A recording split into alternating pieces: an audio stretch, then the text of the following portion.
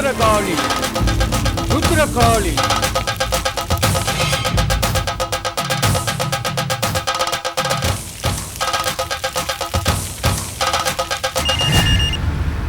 Hello. வசியம் பண்றதுக்காக ஒரு சாமியாரை கூட்டிட்டு வந்து வீட்ல பூஜை நடத்திட்டு இருக்காங்க மாமா. போன் அவகிட்ட கொடு. என்னங்க வீட்ல என்ன நடக்குது? பூஜை. நீ எனக்கு சூனியம் வைக்கிறடி. நான் கை கால் விளங்காம வீட்ல முடங்கி கிடக்கணும், நீ என் சொத்தை எல்லாம் அனுபவிக்கணும்.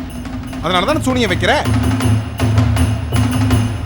நான் உயிரோடு இருக்கணும்னு ஆசைப்பட்டா நான் வீட்டுக்கு வர்றதுக்குள்ள நீ மரியாதையா வீட்டை விட்டு போயிடும்.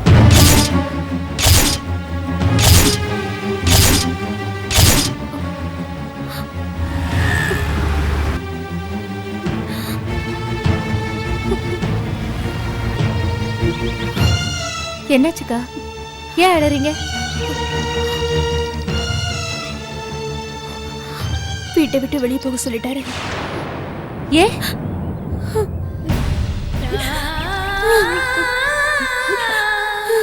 அக்கா,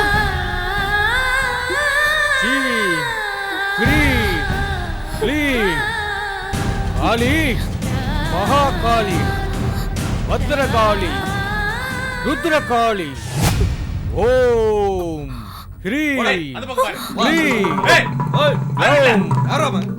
காளி மகாகாளி பத்ரகாளி ருத்ரகாளி.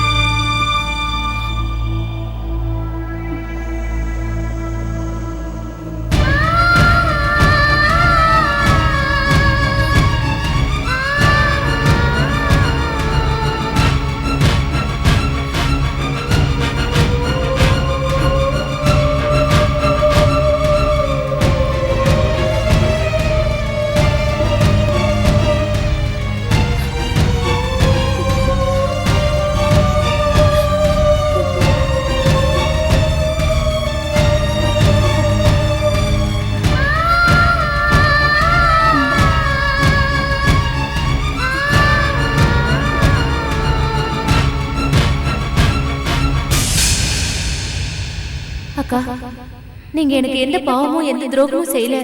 இது தவிர எனக்கு எந்த வழியும் தெரியல. என்ன மன்னிச்சிருங்க அக்கா.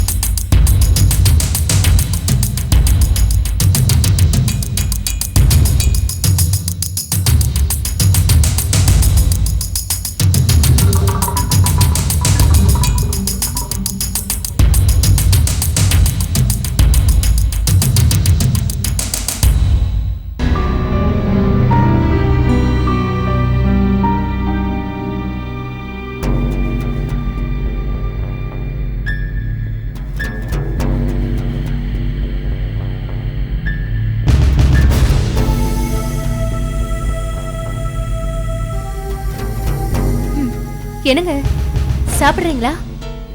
வேணாம். ஏ அதான் வேணாங்கிறல்ல. என்னங்க டைனிங் டேபிள் வரைக்கும் வந்துட்டு சாப்பாடு வேணாங்கிறீங்க? என்னாச்சு, பசி இல்லையா? நிம்மதி இல்லை.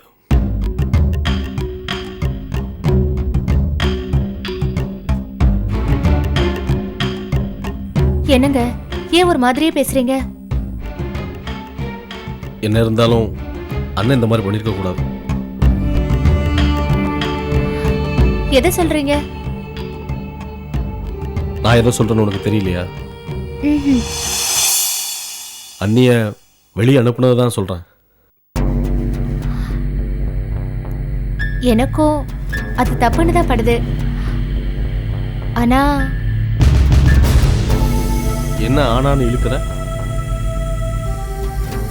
பின் என்னங்க, எந்த புருஷன் தான் தனக்கு வசியம் பண்றாங்கன்னு தெரிஞ்சும் சும்மா இருப்பா? எனக்கு ஒன்றும் புரியல. அதாங்க நம்ம வீட்ல அக்கா ஒரு பூஜை பண்ணாங்கல்ல, அது எதுக்குன்னு தெரியுமா?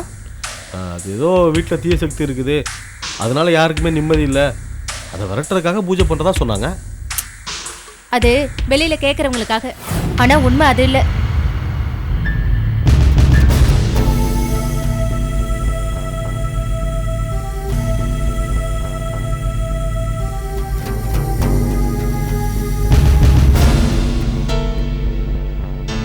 உண்மை அது இல்லைன்னா?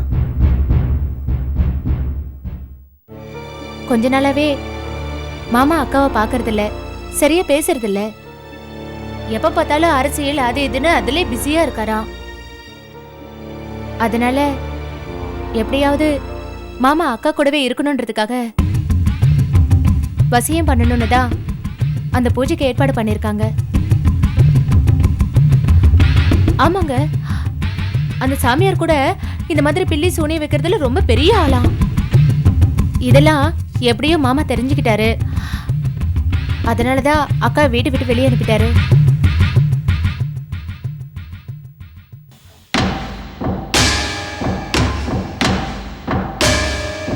நீ என்ன வேணாலும் சொல்லிக்கோ, என்னால் இதை மட்டும் நம்ப முடியாது. அண்ணனும் அண்ணியும் எவ்வளோ சந்தோஷமா வந்தாங்க தெரியுமா? எங்கள் அண்ணன் தப்பு பண்ணவர் தான், ஆனால் அண்ணி அதெல்லாம் சகிச்சுக்கிட்டு இப்போ பார்த்து 2 பேரும் ஆளுக்கு ஒரு மூலையாக பிரிஞ்சு போயிட்டாங்க.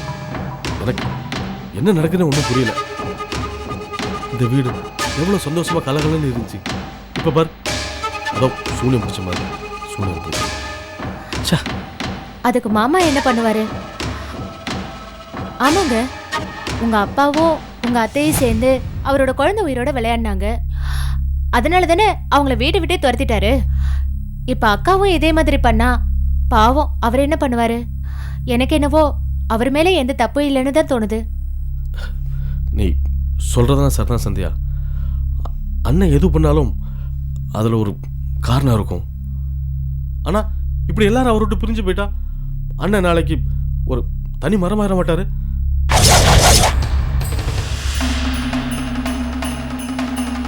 அதுக்கு தாண்டா நான் இவ்வளவு பாடுபட்டு இருக்கேன்.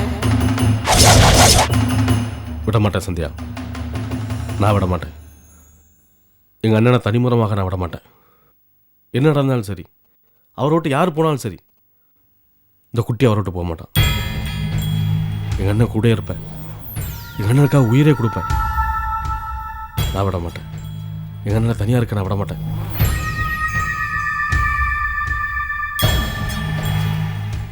என்னோட அடுத்த டார்கெட்டே நீதாண்டா. உன்னை எப்படி இந்த வீட்டை விட்டு போக வைக்கிற பாரு.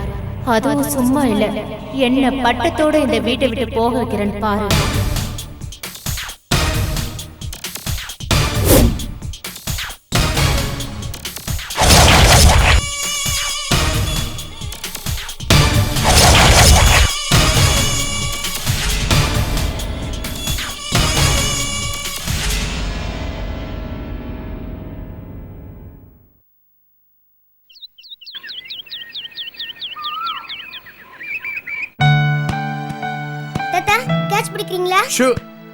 உனக்கு விளையாடுறதுக்கு வேற இடமே கிடைக்கலையா? ஏன் இங்கெல்லாம் ஒரே கண்ணாடியா இருக்கு, ஜாக்கிரதை.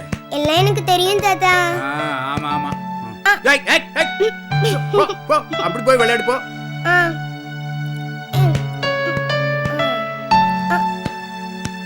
தாத்தா பால் கீழே விழுந்துருச்சு, போய் எடுத்துறீங்களா? நீ பந்தை போடுவேன், நான் வந்து எடுத்து கொடுக்கணுமா? போ, பந்தை எடுத்துக்கிட்டு தோட்டத்தில் விளையாடு. போ போ போ. ஹாய் அத்தை. ரூபா எப்படி இருக்க? நான் நல்லா இருக்கேன், நீங்க எப்படி இருக்கீங்க? நான் ரொம்ப நல்லா இருக்கேன்டா. பால் கீழே விழுந்துருச்சு, நான் போய் எடுத்து வரேன். பாத்து போ. நில்லு. எங்க வந்த? ஏன் வரக்கூடாதா? ஆமா, வரக்கூடாது.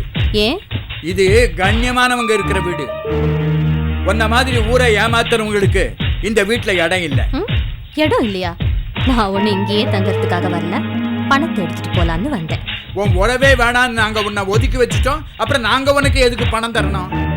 நீங்க ஒண்ணும் தர வேணாம்ப்பா. என் பணத்தை நான் இங்க வச்சிருக்கேன், அதைத்தான் எடுத்துட்டு போலான்னு வந்தேன். உன் பணமா? வச்சுட்டு போனியா? எந்த பணம்? வைர வளையல் திட்டத்துல என் பிரெயினை யூஸ் பண்ணி நான் உழைச்சு சம்பாதிச்ச 300 கோடி ரூபாய் பணம். அதைத்தான் எடுத்துட்டு போலான்னு வந்தேன். ஓஹோ, அன்னைக்கு ஒரு நாள் என் மேல ரொம்ப அக்கறை இருக்கிற மாதிரி காட்டிக்கிட்டு என்ன விசாரிக்க வந்தியே, அன்னைக்கே சந்தேகப்பட்டேன். அது பல பேருடைய வயத்தெரிச்சலை கொட்டிக்கிட்டு கொள்ளையடிச்ச பணம். அதை எதுக்கு இங்க ஒளிச்சு வைக்க வந்த? என்னப்பா புரியாம பேசுறீங்க? இது ஒரு போலீஸ் ஆபீசர் இருக்கிற வீடு, ஒரு IAS ஆபீசர் இருக்கிற வீடு. இங்க பணத்தை வச்சாதானே பத்திரமா இருக்கும், பாதுகாப்பாவும் இருக்கும். அதை தவிர இப்பெல்லாம் எனக்கு இந்தியா பிடிக்கலப்பா, அமெரிக்கா போலான்னு முடிவு பண்ணிட்டேன். அதுக்கு எனக்கு இப்ப இந்த பணம் தேவைப்படுது. நீ அந்த பணத்தை இங்க வச்சிருக்கிற விஷயம் உன் அண்ணனுக்கு அன்னைக்கும் தெரிஞ்சா என்ன ஆகும் தெரியுமா? தெரிஞ்சா என்ன ஆகும்பா? நான் சம்பாதிச்ச பணம் எடுத்துட்டு போக வந்திருக்கேன், இதுல என்ன தப்பு? அந்த பணத்தை நீ எடுத்துட்டு போக நான் விட மாட்டேன். நீங்க யாருப்பா பணத்தை எடுத்துட்டு போக விடுறதுக்கு? அது ஏன் பணம், நான் எடுத்துட்டு போக வந்திருக்கேன். அது பாவப்பட்ட பணம். அது பாவப்பட்ட பணம் இல்லப்பா, நான் உழைச்சு சம்பாதிச்ச பணம். ஏய் நில்லு. அப்பா வழி விடுங்கப்பா. முடியாது. அப்பா மரியாதை கெட்டு போயிடு, வழி விடுங்கப்பா. நில்லு, முடியாதுன்னு சொல்றேன். விடுங்கப்பா, சொல்றேன்ல.